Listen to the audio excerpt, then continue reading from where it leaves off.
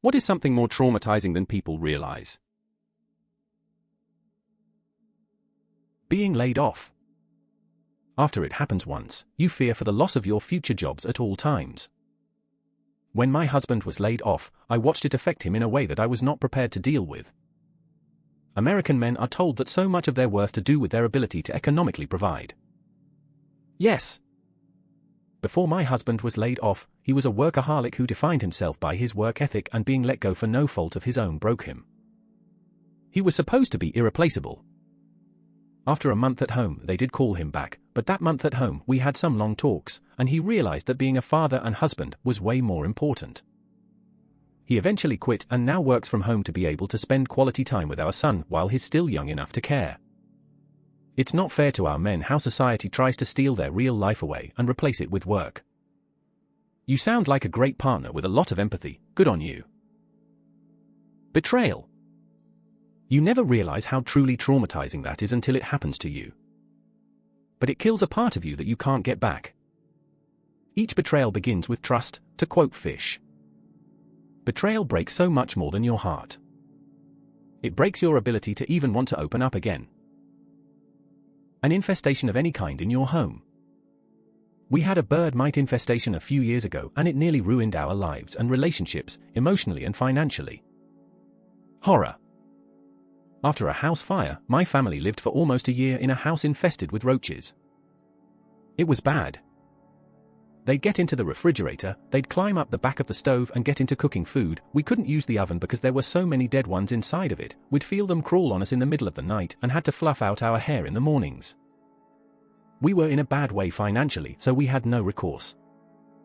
It was so bad that we lost most of the few things we'd been able to scrounge up after the fire, because when we were finally able to move, we couldn't take our furniture, toys, and most of our electronics because they were infested. This happened 40 years ago, and I still have trauma from it. I'd have trauma from one night of that. I think I have trauma just reading that. Overprotective upbringings. Many children live with deep-rooted self-limiting beliefs that impact their careers and lives. I'm an elementary teacher, and we are seeing the anxiety STSRT as early as kinder and first grade that happens as a result of this. First hard thing, many of these children absolutely collapse. Yeah, my parents were very overprotective, but then once I turned 18 completely cut the strings. I didn't know how to adult for a long time. Being betrayed by someone extremely close to you. It's something you'll remember forever. Actively analyzing others to make sure it doesn't happen again. The defense mechanisms you develop are not always healthy. Even without context, more people know what I mean than there should be. None of us deserve what happened. Unemployment and being rejected over and over for jobs. And then having the rest of society label the same people as lazy and not trying hard enough. I think when it comes to bullying, even if the bullying itself isn't that bad, what's awful is the constant dread it creates. It hardwires hypervigilance into the victim's brain, so they are feeling the effects and suffering long after it's gone. And if you're already abused at home, I feel like it's worse. The behavior is normalized and you feel like you can't do anything to fight it. You learn to accept bad treatment and lower your standards for how other people treat you. I was bullied throughout my childhood, and you aren't kidding. Constantly being, not just on edge, but terrified that someone was going to notice you in the wrong way was excruciating.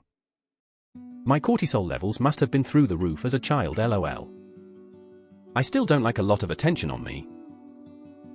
Realizing your childhood wasn't as happy as you thought.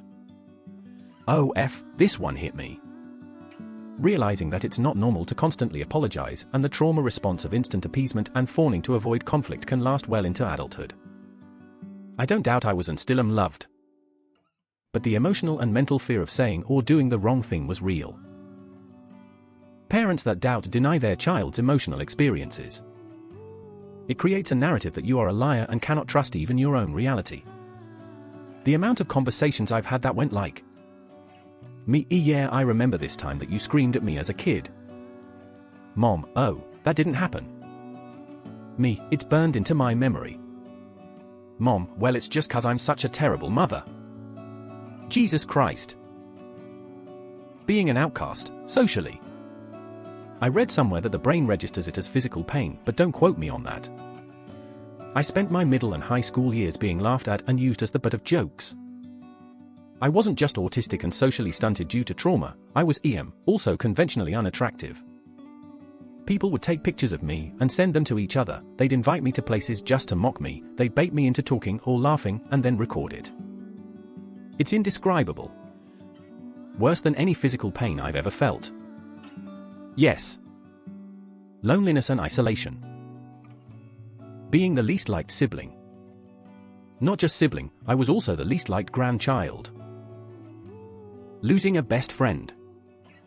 Hurts just as much as a romantic partner. Even worse when you never quite connect with another friend like that, and on social media seems like everyone has a bestie, and the constant reminders. God, this. My best friend and I went through a totally fucked up situation and I was pretty sure we were never going to speak again. Months of being broken. I have been cheated on. I have experienced death. I have experienced neglect and abuse, and nothing hurt me the way losing my best friend did. It's the loneliest feeling. There's this quote that when someone dies, you don't just mourn them, you mourn the loss of the person you were with them, and it summed it up perfectly. I wouldn't wish this feeling on my worst enemy. Life after cancer. People expect you to just be able to bounce back to normal and be happy from hearing you are cancer-free. In reality, the fear of reoccurrence eats away at you forever. A pet dying unexpectedly. Some people expect you to get over it instantly. Head injuries. Almost half of all homeless men studied by researchers from St. Michael's Hospital and the University of Toronto had suffered at least one traumatic brain injury in their life, and 87% of those injuries occurred before the men lost their homes. From Global News. CAA News 6245-863 Homeless traumatic brain injury.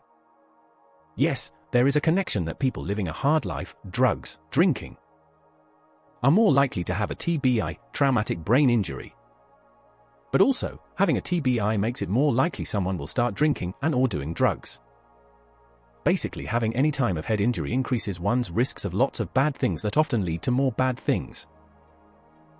Living in constant uncertainty. Working in a toxic environment. When parents are just there. They give you shelter and food, they are functional and seem okay, but they just aren't really invested in their child. It's growing up in complete emotional isolation. Having someone close to you die for the first time.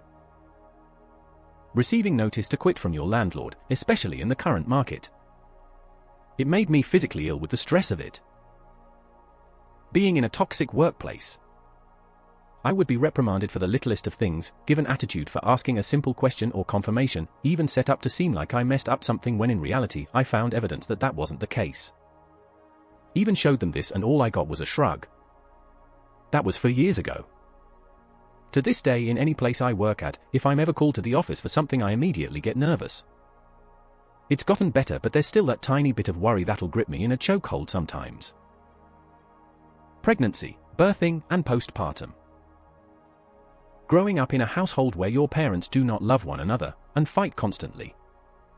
It shapes how you will seek out romantic relationships in the future because the fighting and toxicity seems normal to you. Affection and kindness will seem foreign to you. I remember seeing my dad kiss my mom's head one time as a kid, and that was the only time I saw something like that. It was when my brother got a neck injury from a football game and we were in the hospital. Staying together for the kids is not the best option. Stay together for the kids and get therapy to try to mend your broken relationship. I feel like my parents could have easily worked out if they actually communicated their issues. I rarely would see them interact, the only time they really spoke to each other was to argue and fight. Accidentally opening the front camera. You see yourself from an angle no human should ever witness.